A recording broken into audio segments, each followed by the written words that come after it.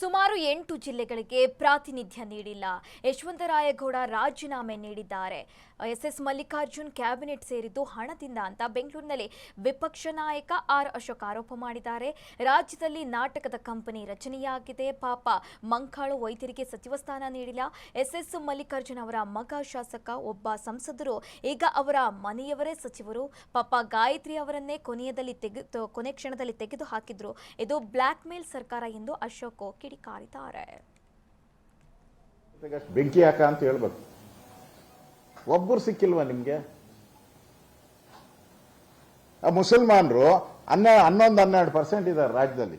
4 ಜನ ಅಲ್ಲನಪ್ಪ,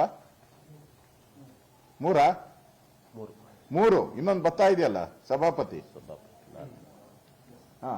11% ಇರೋರಿಗೆ 4 ಪೋಸ್ಟು, 50% ಇರೋರಿಗೆ 0 ಪೋಸ್ಟ್.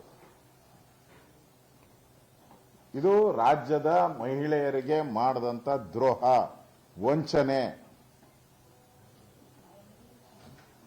ಪಾಪ ಗಾಯತ್ರಿ ಶಾಂತಗೌಡ್ರು ಪಾಪ ಕಾದ್ಗಂಡು ಎಲ್ಲ ಅವಾಗೆ ಬೈಟ್ ಎಲ್ಲ ಕೊಟ್ಬಿಟ್ಟಿದ್ರು. ಅವರು ಪ್ರೆಸ್ ಮೀಟ್ ಮಾಡಿ ಬೈಟ್ ಎಲ್ಲ ನನ್ಗೆ ಮಂತ್ರಿ ಕೊಟ್ರೆ ನಾನು ಹಂಗ್ ಮಾಡ್ತೀನಿ ಹಿಂಗ್ ಮಾಡ್ತೀನಿ, ನನ್ನ ಭ್ರಷ್ಟಾಚಾರ ರಹಿತ ಮಂತ್ರಿ ಖಾತೆ ಏನೇನೋ ಹೇಳಿದ್ರು.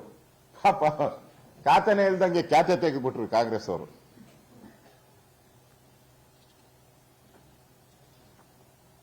ಅಂದ್ರೆ ನನ್ನ ಪ್ರಕಾರ ಈ ಸರ್ಕಾರ ಟೇಕ್ ಆಫ್ ಆಗಿಲ್ಲ, ಆಗೋದೂ ಇಲ್ಲ. ಇದುವರೆಗೂ ಟೇಕ್ ಆಫ್ ಆಗಿಲ್ಲ ಈ ಸರ್ಕಾರ. ಕೆಲಸ ಮಾಡಕ್ಕೆ ಶುರು ಮಾಡಿಲ್ಲ ಇನ್ನು. ಅದರಲ್ಲಿ ಬರಗಾಲ, ಅದರಲ್ಲಿ ಕಾವೇರಿ ಗಲಾಟೆ, ಟೇಕ್ ಆಫೇ ಆಗಕ್ಕಾಗಿಲ್ಲ. ಇನ್ನು ಮುಂದೇನೂ ಈ ಸರ್ಕಾರ ಟೇಕ್ ಆಫ್ ಆಗುವಂತ ಮಂತ್ರಿಮಂಡಲ ಅಲ್ಲ ಇದು. ನಿಮ್ ಯೋಗ್ಯತೆಗೆ ಏನ್ ಹಾಕ್ಬೇಕು? ಯೋಗ್ಯತೆಗೆ ಅಷ್ಟು ಬೆಂಕಿ ಹಾಕ ಅಂತ ಹೇಳ್ಬೇಕು.